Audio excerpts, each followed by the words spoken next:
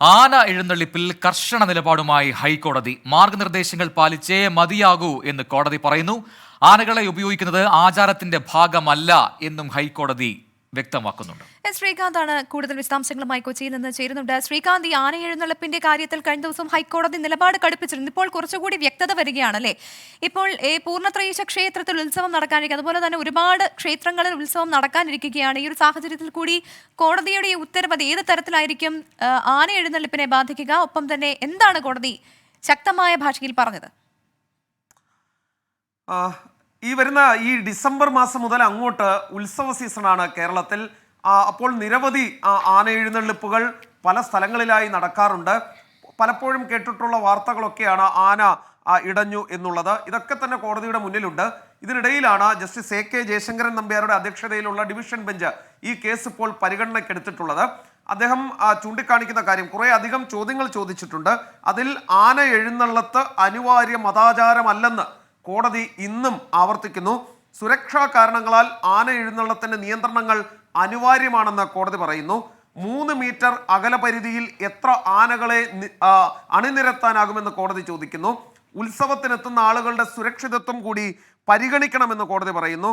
ആനയില്ലെങ്കിൽ ആചാരങ്ങൾ മുടങ്ങുമോ എന്ന് കോടതി ചോദിക്കുന്നുണ്ട്. ഹിന്ദുമതം ഇല്ലാതാകുമോ എന്നൊരു ചോദ്യവും കോടതിയുടെ ഭാഗത്തുനിന്നും വരുന്നുണ്ട്. ആനയില്ലെങ്കിൽ ഹിന്ദുമതം ഇല്ലാതാകുമെന്ന് ബോധ്യപ്പെടുത്താനാകണം, അങ്ങനെയെങ്കിൽ ശരി സമ്മതിക്കാം എന്ന് കോടതി പറഞ്ഞു വെക്കുന്നുണ്ട്. ഈ സമയത്ത് പരിഹാസ്യമായ വാദങ്ങളാണ് ആന എഴുന്നള്ളത്തിന് വേണ്ടി ഉന്നയിക്കുന്നതെന്ന് കോടതി ചൂണ്ടിക്കാട്ടുന്നു.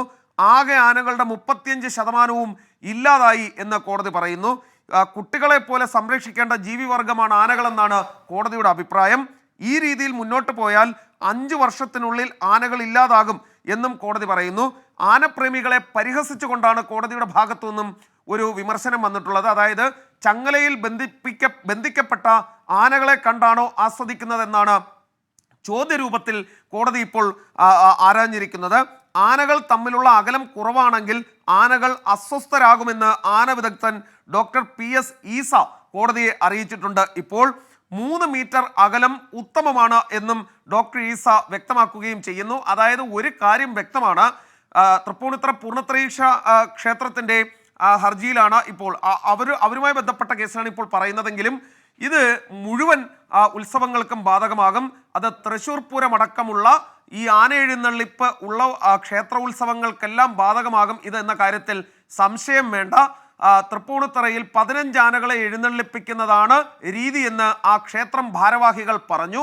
ആ ഘട്ടത്തിൽ കോടതി ചോദിച്ചത് 3 മീറ്റർ മാനദണ്ഡം പാലിച്ചാൽ എത്ര ആനകളെ എഴുന്നള്ളിക്കാം എന്ന് ചോദിച്ചപ്പോൾ അത് 9 എണ്ണമേ പറ്റൂ എന്ന് പറഞ്ഞു. അങ്ങനെയെങ്കിൽ 9 പോരെ എന്ന് കോടതി ചോദിച്ചു. 9 ആനകളെ എഴുന്നള്ളിച്ചാൽ അത് ആചാരവിരുദ്ധമാകുമോ എന്നൊരു ചോദ്യം കൂടി കോടതിയിൽ നിന്നും വന്നു. കഴിഞ്ഞ ദിവസങ്ങളിൽ സമാനമായ ചോദ്യം കോടതി ചോദിച്ചു. കോവിഡ് സമയത്ത് നിങ്ങൾ എത്ര ആനകളെയാണ് എഴുന്നള്ളിച്ചത്, അതൊന്ന് പറയൂ എന്നാണ് കോടതി പറഞ്ഞത്.